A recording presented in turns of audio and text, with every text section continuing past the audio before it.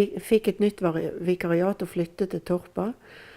Og så søkte jeg på den stillingen når den ble utlyst fast. Og fikk han ikke først fordi det var 2 søkere, og den andre hadde mange års erfaring. Men så tok ikke hun han. Og dermed så ansatte de meg uten å innkalle til noe nytt intervju, eller liksom sånn da. Så jeg fikk stillingen da. Og så ble jeg ordinert til prest i Torpa. Og det var jo, og jeg hadde, altså det var jo, ja, det stod i Vårt Land så stod det stor fest da Siri ble prest. Og det var full kirke. Åpen kirkegruppe hadde leir på altså de hadde leid Haugtun, et sånt leirsted i bygda der de var samlet for å feire. Og familien min var der fra Bergen. Ellen og sine foreldre. Det var første gang min far og Ellen og sine foreldre møttes. Noe han fortalte med stor fryd på kirkekaffen etter ordinasjonen, liksom, med biskoper og alle til stede og sånt, sant? Og greier. Og så ble det jo, ja, så var jeg jo prest der og vokste i alder og visdom, som det heter. Og så ble det jo snakk om partnerskap. Ingen husker nå hvem som fridde akkurat nå, men det ble liksom sånn neste sommer. Og jeg hadde jo en farmor på 89 år. Det var liksom det der med at tiden var moden, og de der tingene ble liksom veldig ullent.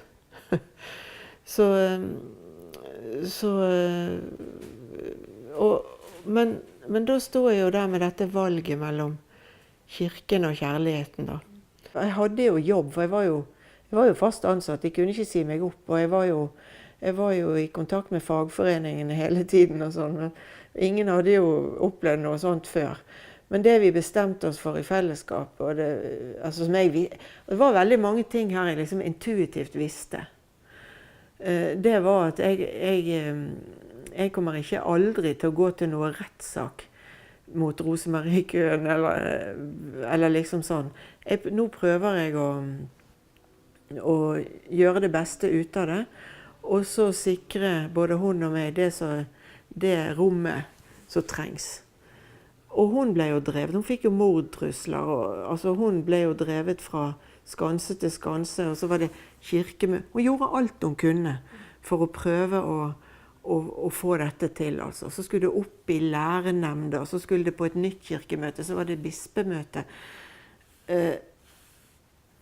Så skulle de og de høres og spørres og alt mulig. Og jeg hadde forskjellige typer jobber, men egentlig så gjorde jeg ikke en god jobb i den tiden. Det var bare én ting som stod i hodet på meg, og det var at jeg måtte ha jobben min igjen. Og jeg ville jo veldig gjerne at alle skulle skjønne det.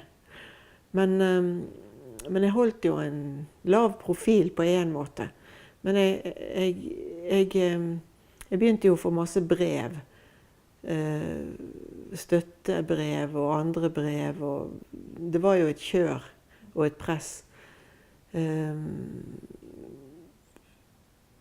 Og så er det jo sånn fantastisk, men vi prøvde for eksempel å gå i kirken i den permisjonstiden, altså leve så normalt som mulig, liksom.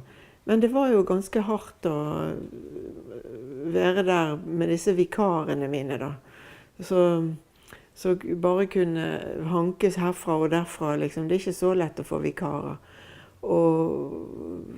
Og en gang så var det en som hadde sagt at til biskopen at hvis Siri Sunde var tilbake, så kom han ikke. Men hvis jeg fortsatt var permittert, så kunne han komme. Og da var permisjonen utvidet så han kunne komme. Men folk i bygda, de prøvde jo å hegne om oss. Så Torpa menighetskor, et lite kor, som sang i ordinasjonen min og greier, de trengte nye medlemmer, så de ba meg være med. Og de sang jo av og til i kirkene da, både i Snertingdal og andre steder. Så jeg var i kirken når han preikte. Og det var liksom sånn om vi må alle sammen være villige til å følge kallet, og til å gå på ta de oppgavene Gud vil bruke oss til, og vi må alle finne ut hvem vi er, og hva vi kan brukes til, og sånt. Og det der rystet meg. Og det som trøstet meg sånn, det var at damene, spesielt, og det var jo mest damer i de korene, altså de var så rystet, at de nedla forbud, altså de begynte å boykotte, de kom ikke de heller. Så skulle det være på den måten. Da kom ikke menighetskoret. Og det er ganske sterkt, altså.